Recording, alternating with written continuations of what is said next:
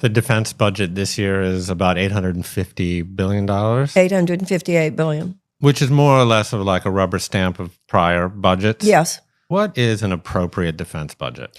Well, first of all, we have to get to the core of this. We need to look at the symptom and we need to look at the cause.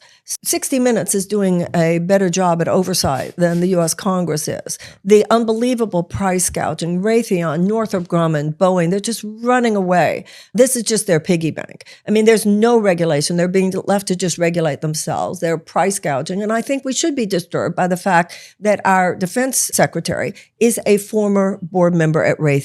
So even if you say it's okay that he is, then theoretically, he would be even more capable of recognizing the problem that occurred there.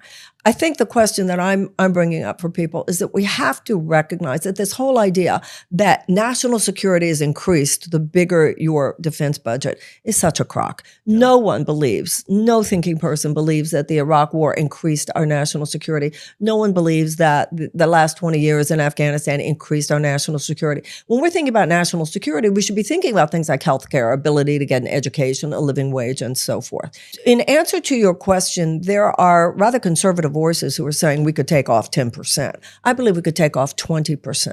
The American people need to realize the ripoff that is involved here, the systemic theft, the systemic ripoff.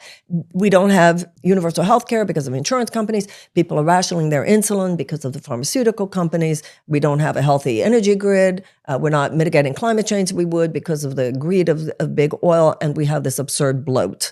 And it's worse than bloat, real malfeasance on the part of the military-industrial complex because of money for defense contractors. And I think are recognizing that it's an entire matrix of corporate greed. And that corporate greed has turned into corporate tyranny. It is actually, at this point, nothing less than that.